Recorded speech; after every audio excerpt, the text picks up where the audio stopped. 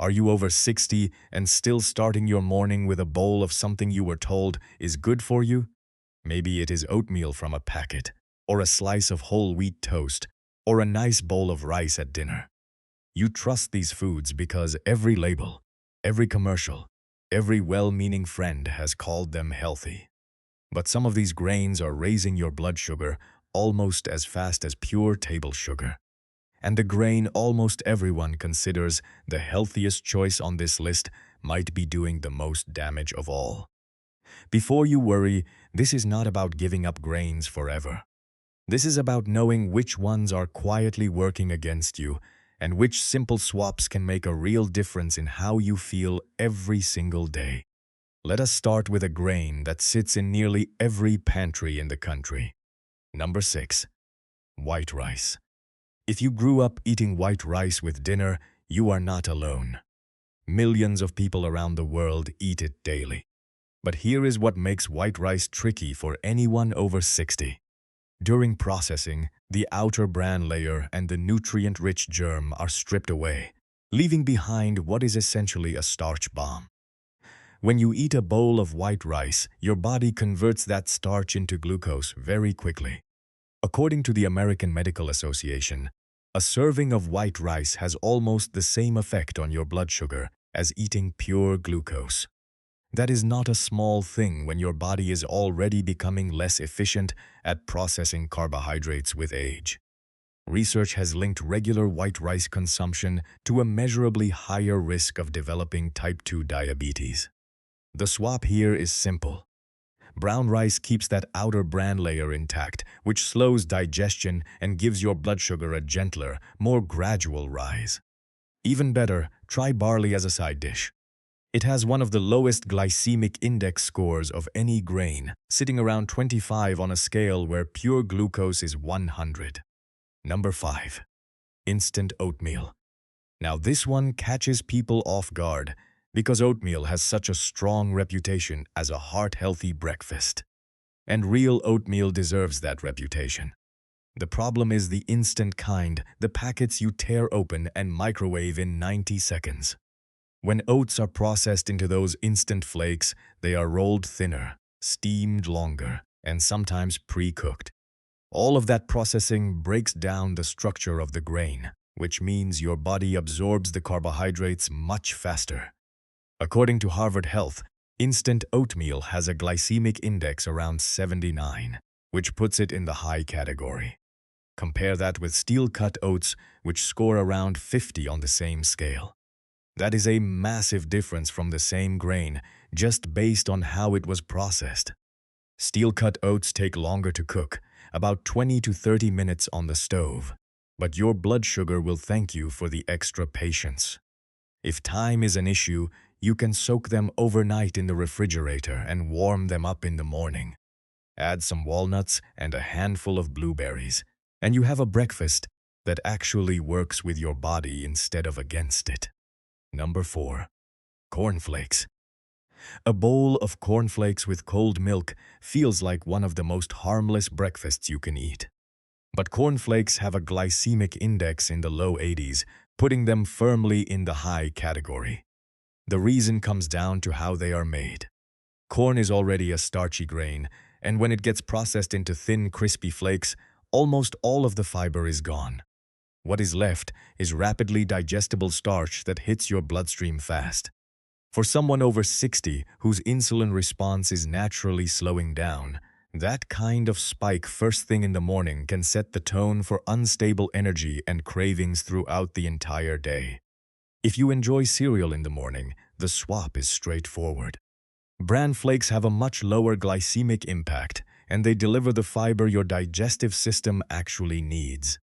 Or better yet, a bowl of steel-cut oats or even a quinoa porridge will keep you fuller and steadier well into the afternoon. This next grain is going to challenge something you have probably believed for years. Number 3. Whole wheat bread. Yes, whole wheat bread. The one with the brown color and the words whole grain printed right there on the package. If you swapped from white bread to whole wheat, thinking you were making a smart move for your blood sugar, the reality is less encouraging than you'd hope. Whole wheat bread has a glycemic index around 69 to 74. White bread sits around 75.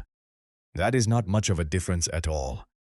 The reason is that even though whole wheat flour contains the bran and germ, it is still ground into very fine particles. Once flour is that fine, your body breaks it down almost as quickly as refined white flour. The Old Ways Whole Grains Council points out that breads made with coarsely ground flour and visible grain pieces have a much lower glycemic impact than even whole wheat loaves made from finely milled flour. Sort-of bread, for example, has a lower glycemic index than regular yeast bread because the fermentation process changes the starch structure. So if you love bread, look for dense, grainy sourdough loaves with visible seeds and whole kernels. That texture is not just for looks. Those intact pieces slow digestion in a way that fine flour simply cannot. If you are finding this helpful, consider subscribing to the channel. We cover topics like this every week to help you make smarter, more informed choices about your health. Number 2. Millet. This is one that flies under the radar because millet is often marketed as an ancient grain, a health food, a natural alternative to rice. And in some ways, millet does have nutritional value. It contains magnesium, B vitamins, and some fiber. But when it comes to blood sugar, millet has a glycemic index that puts it in a similar range to white rice. For seniors who are watching their blood sugar, especially those managing prediabetes or type 2 diabetes, millet can cause the same kind of rapid spike and crash that you are trying to avoid. The better ancient grain alternative is quinoa, which has a glycemic index around 50 to 53. A study published on older prediabetic adults with a mean age of 70 found that substituting quinoa for higher glycemic grains helped stabilize blood sugar fluctuations. Quinoa also happens to be a complete protein, meaning it contains all 9 essential amino acids, which is rare for a plant-based food. Buckwheat is another excellent option, with a glycemic index around 45 and high levels of an antioxidant called rutin that may help slow glucose absorption. Number 1. Instant rice. If white rice was number 6 on this list, instant rice earns the top spot because it takes everything problematic about white rice and makes it worse.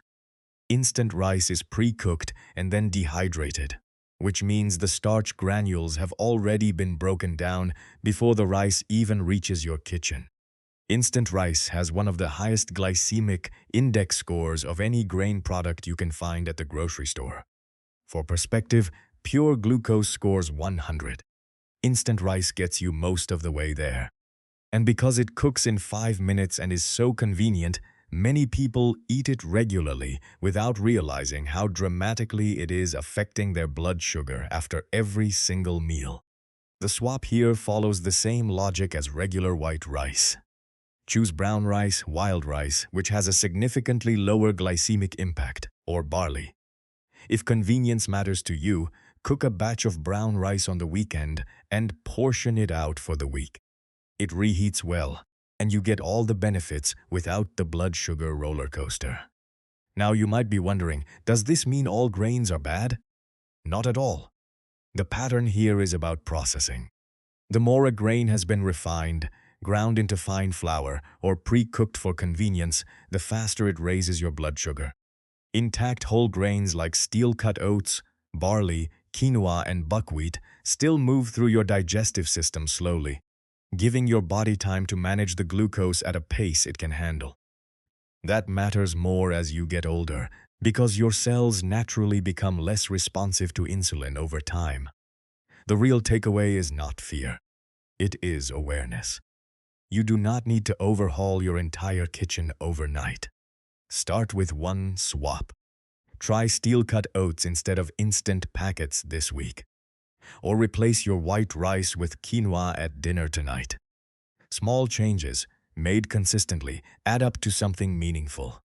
If you found this helpful, there are more videos like this one waiting for you on the channel. Subscribe so you do not miss them.